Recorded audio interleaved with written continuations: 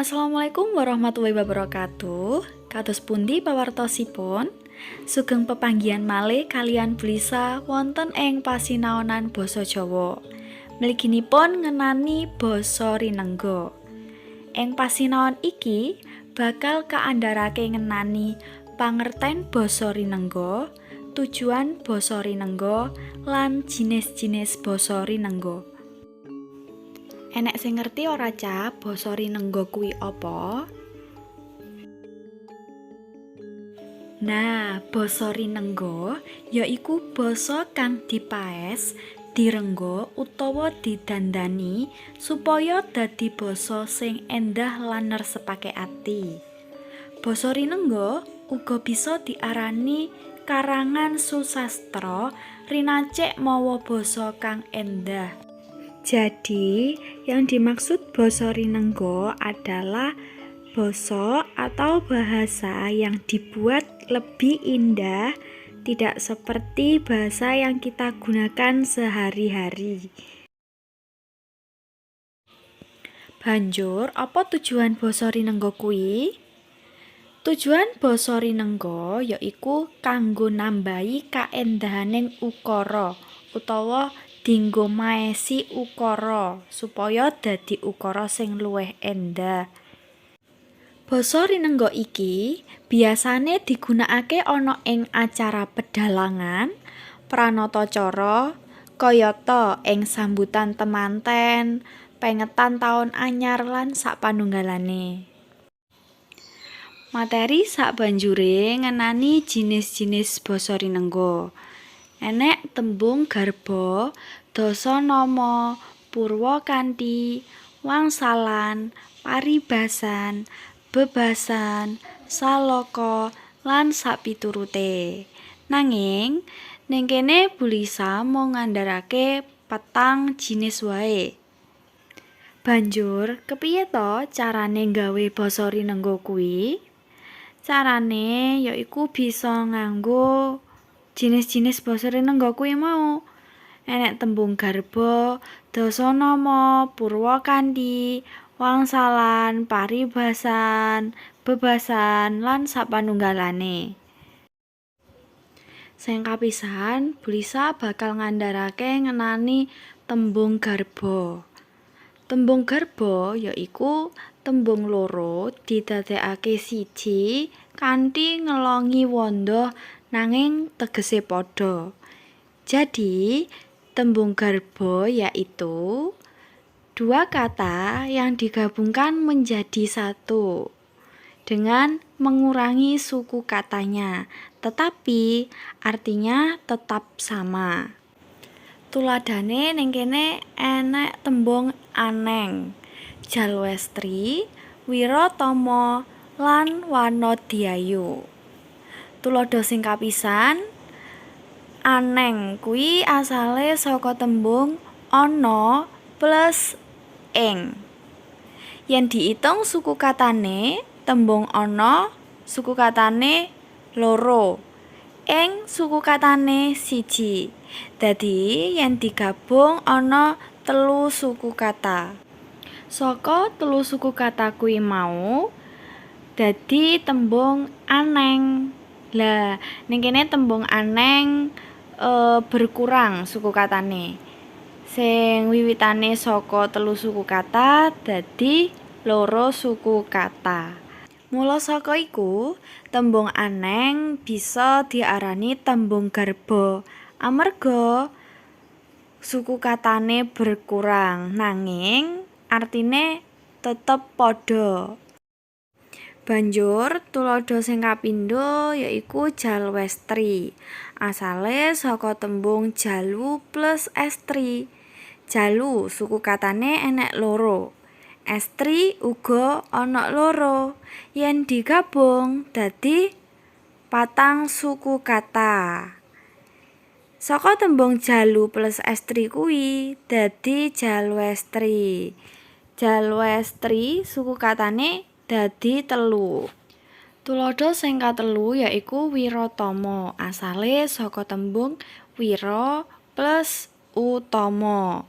Lan sing pungkasan Wanodyayu. Asale saka tembung wanodya plus ayu. Nah, tembung garba sakliyane bisa dianalisis kanthi ngurangi suku katane.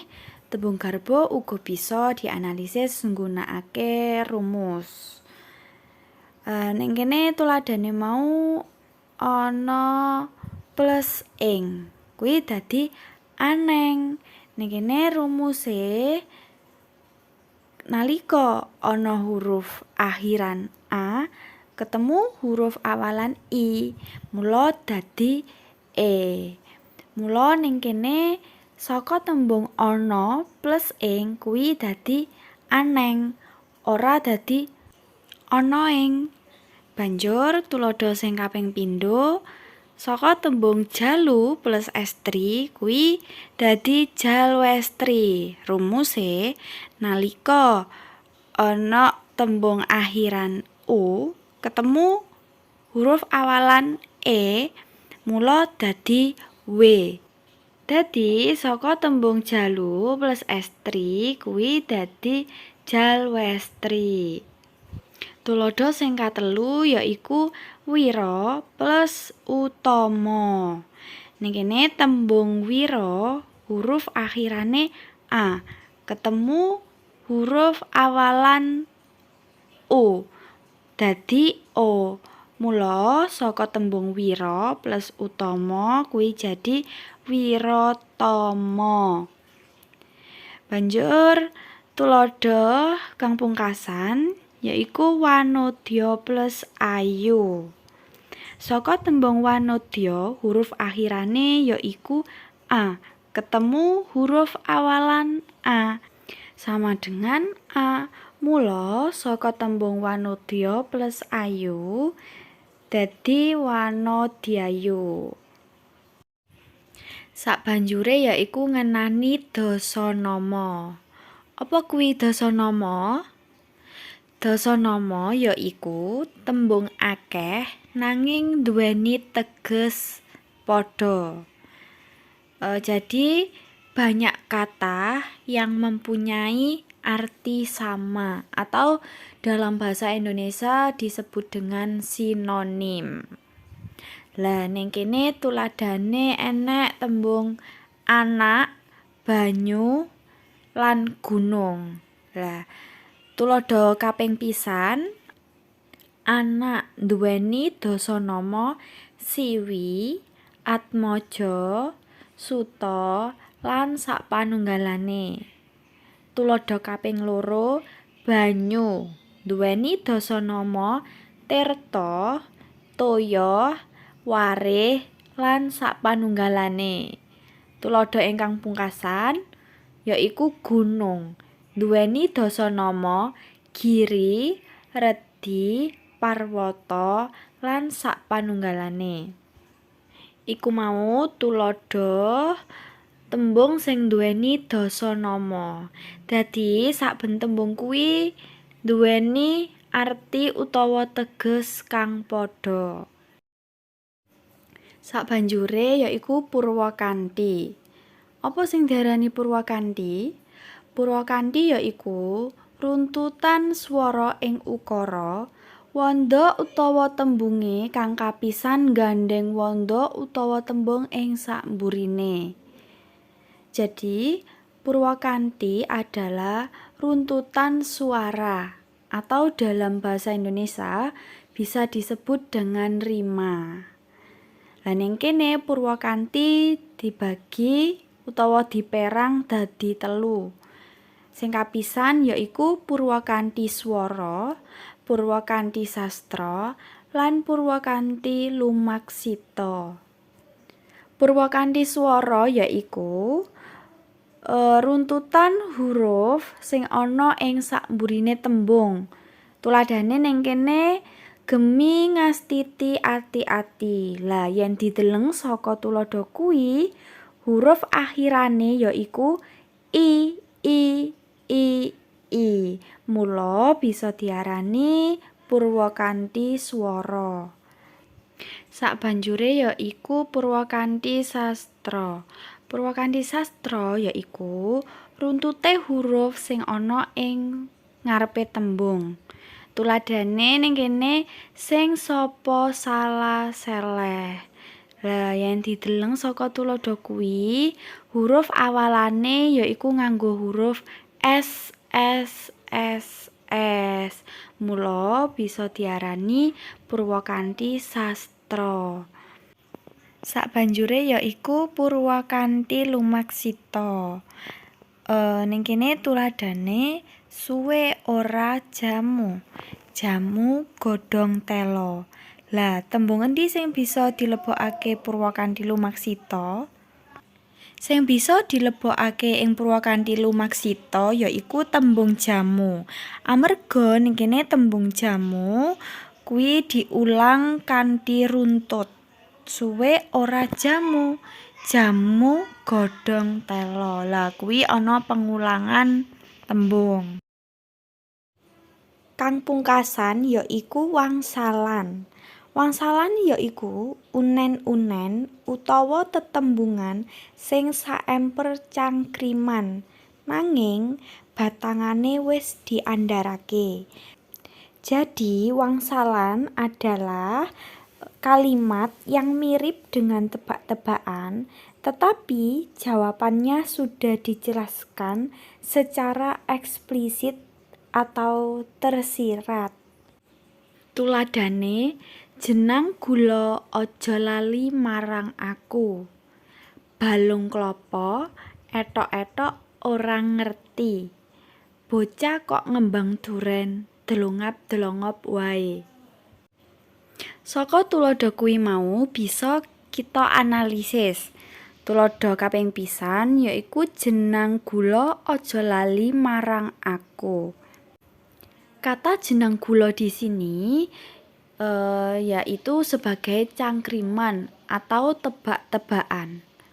Lalu jawabannya apa? Jawabannya disembunyikan di kata lali. Kok bisa? Bagaimana maksudnya? Lah di sini jenang gula itu sebenarnya glali. Tetapi di sini kalian sudah diberi clue dari kata lali. Maka wangsalan tersebut dapat dijawab jenang gula adalah glali. Tuladha sabanjure yaiku balung klapa etok-etok ora ngerti. Lah, di sini yang dimaksud balung klapa adalah tempurung kelapa. Tempurung kelapa dalam bahasa Jawa adalah bathok. Lah, di sini sudah diberi clue di kata selanjutnya yaitu etok-etok. Tuladha kang pungkasan yaiku bocah kok ngembang duren, delongap-delongop wae. Lah ning kene sing dadi badhekan yaiku ngembang duren. Banjur wangsulane apa? Wangsulane bisa dideleng saka clue. Cluene yaiku delongap-delongop. Dadi wangsulane kembang duren kuwi jenenge dlongop. Cekap semanten pasinaon babagan basa rinengga, mugi-mugi tansah migunani tumrap kita sedaya. Wassalamualaikum warahmatullahi wabarakatuh.